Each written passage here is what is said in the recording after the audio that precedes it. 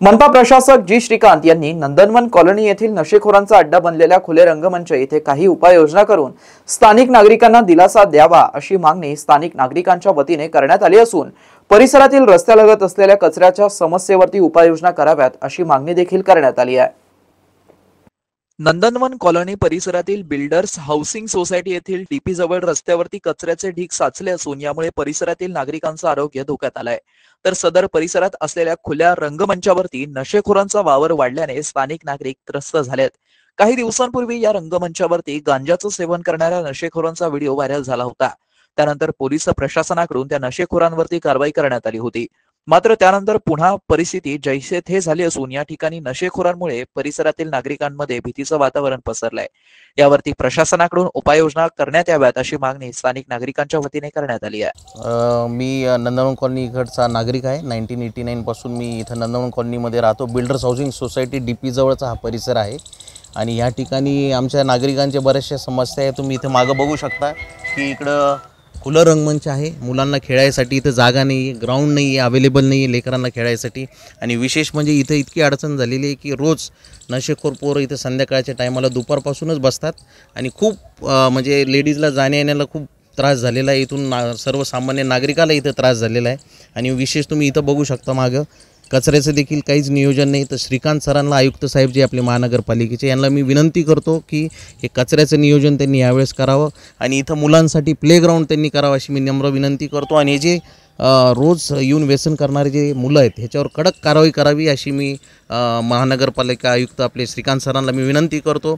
आमच्या रोडची देखील दुर्व्यवस्था आहे, पाण्याची देखील आमच्याकडे भरपूर हाल आहेत। तर नम्र विनंती आहे की त्यांनी लवकरात लवकर जसं इतर ठिकाणी त्यांनी ॲक्शन घेतलेली आहे या ठिकाणी देखील त्यांनी ॲक्शन घ्यावी आणि लवकरात लवकर हा परिसर व्यवस्थित चांगल्या प्रकारे त्यांनी करून द्यावा अशी नम्र विनंती करतो। विशेष म्हणजे मी सांगू इच्छितो की संध्याकाळच्या टायमाला इथं लेडीजला जाणं येणं खूपच कठीण झालेलं आहे। म्हणजे इथं अक्षरशः रोडवर मुलं मुली येऊन बसतात, काही म्हणजे लोक गांजा पीत बसतात, दारू पीत बसतात आणि जाणं येणं मुश्किल झालेलं आहे। तर पोलिसांची जर एक गस्त म्हणून ही गाडी इथं आली तर नक्कीच या परिसरामध्ये एक दहशतीचं वातावरण निर्माण होईल आणि इथं चांगल्या प्रकारे सर्वांना नागरिकांना वावरता येईल। मला आता इथं 17 वर्ष झालेत। लिटरली प्रत्येक पावसाळा असा जातो की ह्या घाण वासामध्ये आमचा पावसाळा चाललाय आणि आता पण तेच आहे। आणि इथं ॲक्च्युली इथं खुले रंगमंच आहे आणि तो रंगमंच मुलांच्यासाठी होता की मुलांची प्रोग्रेस व्हावी, पण त्याच्यातून उलटच काहीतरी होत आहे। सगळे मुलं, तरुण मुलं वगैरे, एजेड लोक येतात आणि ते काहीतरी वेगळे प्रकार इथं करतात, नशा वगैरे करतात। बॉटल्स दिसतात इथं बाहेर आम्हाला। संध्याकाळच्या वेळेस असं असते की आम्ही इथून जाऊ शकत नाही आणि अगदी म्हणजे असं झालं की अनसेफ झालं आहे। कितीतरी ऑटो इथं येऊन उभे राहतात, कोणत्या तरी वेगळ्याच गाड्या असतात, त्याच्यामध्ये काहीतरी वेगळे प्रकार घडत असतात। अशा याच्यात मुलांना इथून घेऊन जाणार आणि खूप अनसेफ वाटते। लिटरली इथं लाईट पण नाही आहे, तुम्ही बघू शकता इथे एक पण पोल दिसत नाही, लाईट नसतं, अंधार असतो, अंधारात काय काय काय असे प्रकार घडत आहेत इथं आणि खरंच खूप अनसेफ वाटतं। इथनं जाताच येत नाही। आमच्याकडे एकच रोड आहे आणि तो रोड पण एवढा खराब आहे की तुम्ही बघू शकता, दुरवस्था आहे त्या रोडची। तर तुम्ही त्याच्याबाबत काय म्हणाल मग?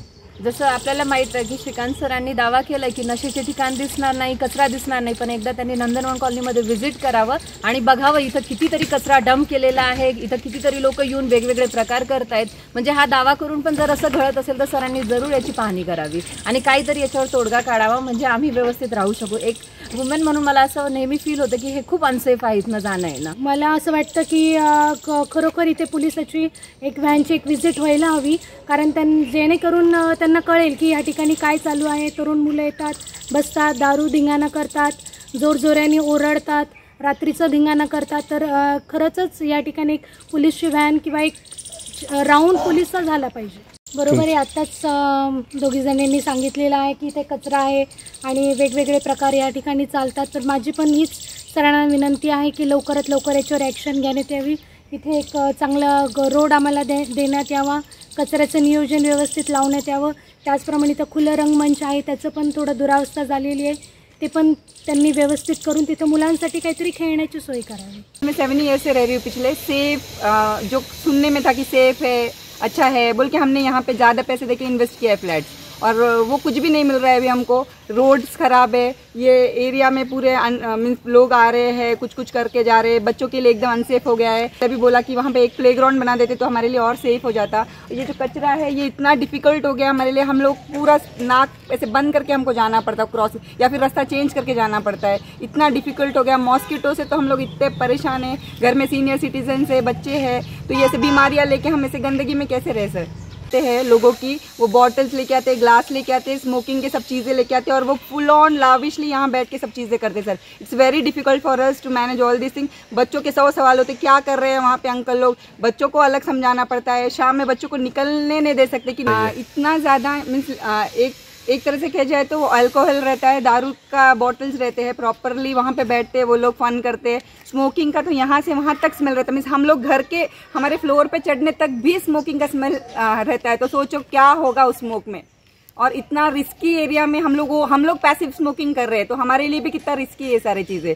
तो मेरा प्लीज़ आपसे ये विनंती है कि आप इस पर कोई एक्शन लीजिए और इसको हमको प्लीज़ सॉल्व करके दीजिए प्रॉब्लेम। मित्रांनो, ही बातमी तुम्हाला कशी वाटली आमच्या कमेंट बॉक्समध्ये प्रतिक्रियेच्या स्वरूपात नोंदवायला विसरू नका। अशाच बातम्या बघण्यासाठी आणि अपडेट राहण्यासाठी आमच्या YouTube चॅनलला सबस्क्राईब मात्र करायला विसरू नका। धन्यवाद।